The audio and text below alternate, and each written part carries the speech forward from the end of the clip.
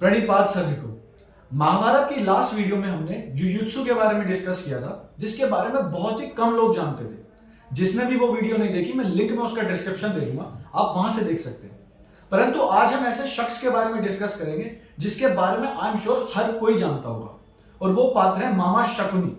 पर जो भी हम मामा शकुनी के बारे में जानते हैं, क्या वो सब सही है या यहां पर भी लोग टीवी सीरियल्स की क्रिएटिव लिबर्टी का शिकार हुए? आइए देखते हैं। ढोंगी, क्रूर, the very embodiment of deception. आप दुनिया का कोई भी नेगेटिव वर्ड उठा लीजिए, उन सबको कलेक्टिवली अगर किसी एक वर्ड से रिप्लेस करना पड़ जाए तो आप उसकी जगह पे मामा शकुनी यूज कर सकते हैं। Actor of the highest order, मतलब मगरमच्छ के आंसू हो या विक्टिम कार्ड खेलना हो, कोई भी सिचुएशन आ जाए, मामा शकुनी के पास हर सिचुएशन के लिए कोई ना कोई षड्यंत्र जरूर रहता था। मैं जब भी मामा शकुनी के बारे में पढ़ता हूँ, हर बार अचंभित रह जाता हूँ। वो इसलिए क्योंकि वो एकमात्र ऐसे योद्धा थे जो बिल्कुल भी भय नहीं रखते थे कि वो स्वयं भगवान के अगेंस्ट जा रहे हैं। इवन वो तो ऐसा सोचते थे कि 100 वर्ड सामने भगवान है, क्या ही कर लेंगे भगवान। भगवान होंगे तो वो धर्म के साथ बाध्य हैं, वो रूल्स एंड रेगुलेशन के हिसाब से ही चलेंगे। भगवान तो अधर्म का साथ दे नहीं सकते, और मैं तो ठहरा अधर्मी, मैं तो अधर्म का साथ ले सकता हूं, तो ऐसे में क्या ही कर लेंगे भगवान। अब ऐसी सोच रखते थे Shakuni. But little did he know that Krishna was the master of finding loopholes in every situation. अब सबसे अहम प्रश्न ये आता है कि मामा शकुनी कौरव वंश से प्रतिशोध क्यों लेना चाहते थे? वो क्यों इतना हेटफुल थे कुरु राष्ट्र के अगेंस्ट? वैसे तो टीवी सीरियल्स में इतना बताया गया है कि शकुनी कुरु वंश से इसलिए प्रतिशोध लेना चाहते थे क्योंकि उनकी बहन गांधारी का विवाह एक नेत्रहीन से करा दिया था, और इस बात से वो काफी क्रोधित थे। अगर आप सभी को भी ये लगता है तो कमेंट सेक्शन में जरूर बताइएगा। बट मुझे ये रीजन कभी जस्टिफाइड नहीं लगा। आप खुद ही सोचिए, अपनी बहन का विवाह एक नेत्रहीन से करा देना क्या एक जस्टिफाइड रीजन हो सकता है पूरे वंश को तबाह करने के लिए? वैसे तो महाभारत में इस घटना को लेकर सिर्फ इतना सा वर्णन है कि जब पितामह भीष्म धृतराष्ट्र का रिश्ता लेकर गांधार राज सुबाला के पास गए तो उन्होंने वो रिश्ता स्वीकार कर लिया। और जब गांधारी को इस बात का पता चला कि धृतराष्ट्र नेत्रहीन है तो वो बहुत भावुक भी हो गई, और उन्होंने प्रण लिया कि मैं अपने पति को अच्छे से समझ सकूं, इसलिए मैं भी अब अपना जीवन नेत्रहीन की तरह ही बिताऊंगी। और महाभारत में ये कहीं पर भी नहीं लिखा कि शकुनी धृतराष्ट्र के नेत्रहीन होने से क्रोधित थे और इसीलिए वो कुरु वंश से बदला लेना चाहते थे। इवन शकुनी तो अपनी बहन गांधारी को खुद हस्तिनापुर छोड़ने भी आए थे विदाई के समय, और वहां पर इस बात का कहीं पर भी वर्णन नहीं है कि वो इस शादी से नाखुश या क्रोधित थे। तो फिर क्या ही रीजन रहा होगा? आगे चलने से पहले थोड़ा सा मैं आपको बैकग्राउंड दे दूं कि महाभारत के बारे में हम जितना भी पढ़ते या सुनते हैं उसका सोर्स वैसे तो महाभारत से लिया गया है, बट ऐसे कुछ इंस्टेंसेस या घटनाएं भी हैं जिनका वर्णन पुराणों में किया गया। इसलिए उन घटनाओं के बारे में जानने के लिए आपको पुराणों को रेफर करना होगा। एग्जाम्पल के लिए मैं आपको बता दूं कि भगवान कृष्ण की जो भी हम कथाएं सुनते हैं उसका वर्णन महाभारत में काफी कम किया गया। उसके लिए हम भगवत पुराण को रेफर करते हैं या श्रीमद भगवतम को रेफर करते हैं। अब शकुनी के प्रतिशोध का कारण जानने के लिए भी हमें पुराण या फिर अन्य ऐसे ग्रंथों को ही रेफर करना पड़ेगा। आई एम श्योर काफी लोगों को यह नहीं पता होगा कि शकुनी के पिताजी महाराज सुबाला की भी 101 संतान थी, जिसमें से 100 पुत्र, उनमें से सबसे छोटे थे शकुनी और एक पुत्री गांधारी। और गांधारी को भी यह वरदान मिला हुआ था कि उनकी भी 100 संतानें होंगी। एक प्रसिद्ध ज्योतिषी ने गांधारी के ग्रहों में एक दोष बताया जिसके कारण उसके पहले पति की मृत्यु कम आयु में हो जाएगी। आमतौर पर इस दोष को हटाने के लिए अर्क विवाह किया जाता था, यानी कि एक पेड़ के साथ विवाह करा दिया जाता है। परंतु गांधारी का विवाह एक बकरे से कराया गया और बाद में उस बकरे को सेक्रीफाइस कर दिया गया उस दोष को हटाने के लिए। जैसे कि हम आजकल की पॉलिटिक्स में देखते हैं कि दो बड़ी पार्टीज के नेता अपने बच्चों की शादी आपस में करा देते हैं अलायंस बनाने के लिए, वैसे ही शादी पहले के जमाने में बहुत कॉमनली यूज की जाती थी दो राज्यों के अलायंस बनाने के लिए। इसी कारण जब पितामह भीष्म को इस बात की खबर मिली कि गांधारी के पास 100 संतान प्राप्ति करने का वरदान है, तो उन्होंने महाराज सुबाला की पुत्री गांधारी के लिए धृतराष्ट्र का रिश्ता भेजा, जिसे सुनकर महाराज सुबाला काफी खुश हुए क्योंकि इनिशियली उन्हें लगा कि राजकुमार पांडु का रिश्ता है। बट जब भीष्म पितामह ने ये क्लैरिफाई किया कि वो राजकुमार पांडु का नहीं बल्कि धृतराष्ट्र का रिश्ता लेके आए हैं, तो महाराज सुबाला काफी उदास हो गए क्योंकि धृतराष्ट्र बचपन से ही नेत्रहीन थे। सिंस मैंने आपको ये पहले बताया कि उस समय शादी एक स्ट्रेटेजिक अलायंस के लिए भी यूज होती थी, तो महाराज सुबाला का इस शादी से मना करना काफी मुश्किल हो गया, क्योंकि अगर वो इस शादी से इनकार कर देते हैं तो इसका मतलब ये है कि वो कुरु राष्ट्र से सीधा सीधा दुश्मनी मोल ले रहे हैं, और कोई भी उस समय भीष्म पितामह के अगेंस्ट युद्ध नहीं लड़ना चाहता था। बट जब ये न्यूज गांधारी के पास पहुंची तो वो काफी इमोशनल हो गई और ना ही उन्होंने ये शादी का प्रपोजल एक्सेप्ट किया, बल्कि अपनी आंखों पर पट्टी बांधकर अपना पूरा जीवन नेत्रहीन की भांति बिताने का निर्णय लिया, सो दैट वो अपने पति के दर्द को अच्छे से समझ सके। कुछ समय के पश्चात धृतराष्ट्र को जब इस बात का पता लगा कि गांधारी का विवाह पहले एक बकरे के साथ हुआ था और उनका विवाह एक विधवा से करा दिया गया है। देखिए, आज भले ही ये सब इतना इंपॉर्टेंस नहीं रखता हूं, बट उस समय स्पेशली राजघरानों में इन सबको काफी गंभीरता से लिया जाता था और कड़ी सजाएं भी दी जाती थी। इसलिए धृतराष्ट्र ने भीष्म पितामह को आदेश दिया कि महाराज सुबाला और उनके सारे पुत्रों को बंदी बना लो, ये सब छुपाने और उनका विवाह एक विधवा से कराने के जुर्म में। महाराज सुबाला और उनके सभी पुत्रों को जेल में बंदी बना के रख लिया जाता है और उन्हें ना के बराबर ही खाना खाने को दिया जाता था।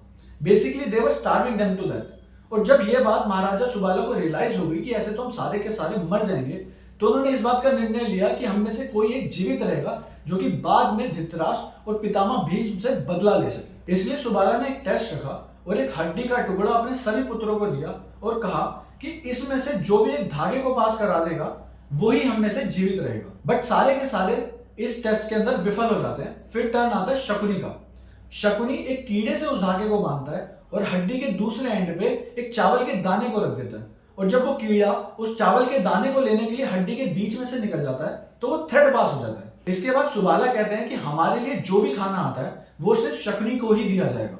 धीरे धीरे शकुनी के सारे भाई मरने लगते हैं और उसके पिताजी सुबाला उसे कहते हैं कि तुझे अपने भाई का मांस, लीवर, हार्ट सब कुछ खाना होगा टू गेन मोर स्ट्रेंथ। आप खुद ही सोचिए शकुनी के लिए वो कितना दुखद रहा होगा अपने ही भाई को कंज्यूम करना। फिर महाराज सुबाला शकुनी की टांग पे एक रोड से काफी जोर से मारते हैं, जिससे शकुनी की टांग पे फ्रैक्चर हो जाता है। तो शकुनी काफी आश्चर्यचकित होकर पूछते हैं, तो आपने ऐसा क्यों किया?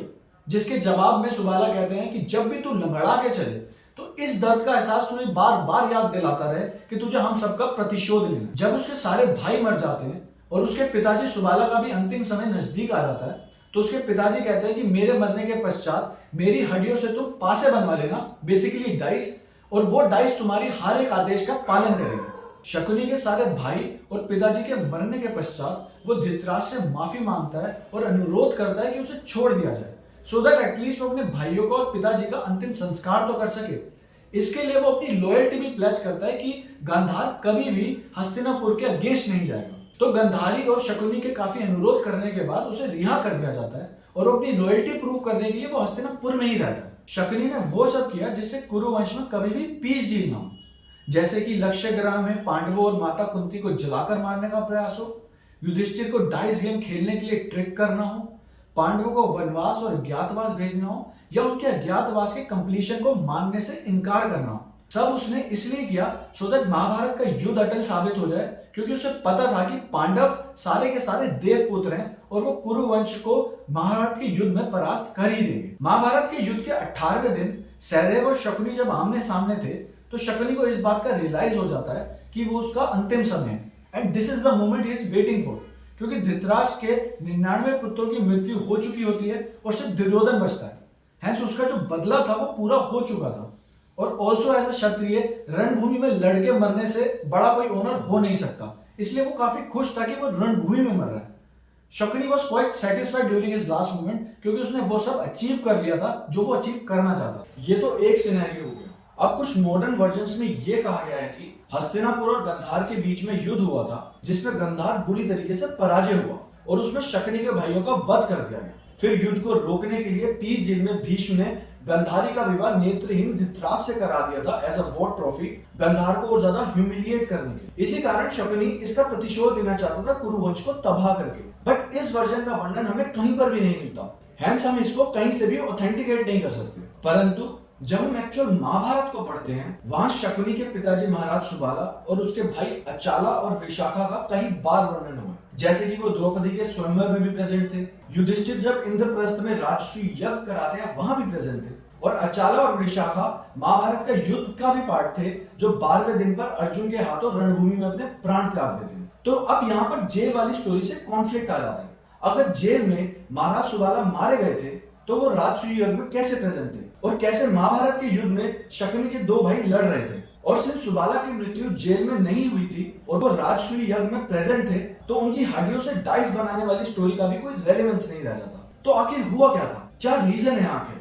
क्योंकि महाभारत में कई बार शकुनी को रूट ऑफ ऑल कॉजेज बताया गया है। Hence, कुछ तो वजह जरूर रही होगी शकुनी के प्रतिशोध की। देखिए, वैसे तो इस बात का सोर्स मुझे कहीं नहीं मिला, as far as I can find. Hence हमें यहाँ कुछ एजम्पशंस के बेसिस पे इसको समझने की कोशिश करनी होगी। पहली बात तो ये कि शकुनी वाज अ ट्रिकस्टर। उसको महाभारत में काफी बार हाईलाइट किया गया कि he was very skilled at dice game. Dice game में उसे हराना ऑलमोस्ट इम्पॉसिबल था। हेंस उसे मैजिकल डाइस की जरूरत नहीं थी गेम जीतने की, जैसे कि ऊपर वाली स्टोरीज में बताया गया। अब आप उसे ट्रिक्स कह लीजिए या हाथ की सफाई या दूसरों की आंखों में धूल झोंकना, वो किसी भी तरह डाइस को अपने फेवर्स में ले ही आता था। और दूसरी बात ये कि अगर हम महाराज सुबाला की फैमिली ट्री के बारे में थोड़ा रिसर्च करें तो ज्यादा कुछ मिलता नहीं है। तो हम यहाँ पर अज्यूम कर सकते हैं कि सुबाला की 2 बीवियां रही होंगी, जिनमें से एक ने अचाला और विशाखा को जन्म दिया, जिनका वध अर्जुन ने महाभारत के युद्ध में किया था, और दूसरी बीवी जिन्होंने 100 पुत्रों को जन्म दिया होगा, जिन्हें पितामह भीष्म ने धृतराष्ट्र के कहने पर जेल में डाल दिया होगा, और वहां शकुनी के 99 भाइयों की मृत्यु हुई, जिसका प्रतिशोध शकुनी लेना चाहता था हस्तिनापुर से।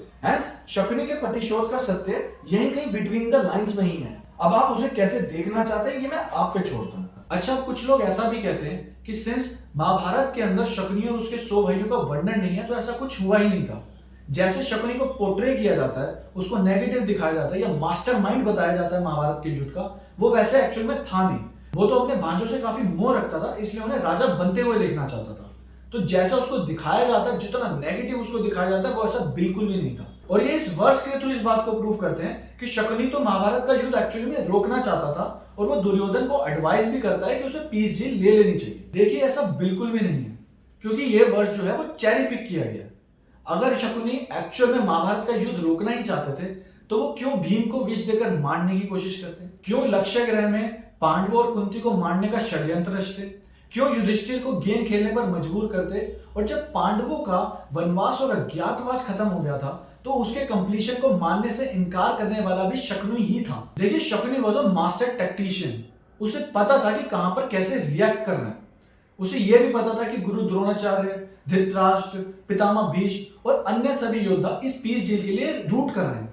तो अगर यहां पर वो इस पीस डील के अगेंस्ट बोल जाते तो कहीं ना कहीं ये सब समझ जाते कि शकुनी सबको मैनिपुलेट कर रहे हैं। इसलिए यहाँ पर शकुनी बड़े दबे शब्दों में दुर्योधन को युद्ध ना करने के लिए कहते हैं। परंतु शकुनी को अंदर से इतना पता था कि उसने दुर्योधन के माइंड को इतना पोल्यूट कर रखा है और पांडवों के अगेंस्ट इतनी नफरत भर रखी है कि किसी भी सिनेरियो में दुर्योधन पीस डील नहीं करेगा। हेंस ये भी एक तरीके से उसकी मैनिपुलेशन टैक्टिक ही थी, सो दैट महाभारत के युद्ध का ब्लेम उसके ऊपर न आए।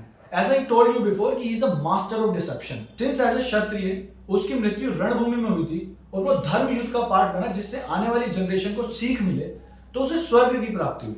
अब मैं आप सबसे पूछना चाहूंगा कि वो एक्चुअल में दुश्मन किसका था, कौरवों का या पांडवों का?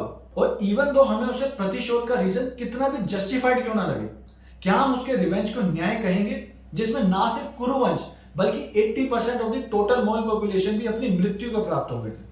अगर आपको हमारा कंटेंट रिसोर्सफुल लगे और अच्छा लगे तो प्लीज लाइक करें, शेयर करें और सब्सक्राइब करें। धन्यवाद।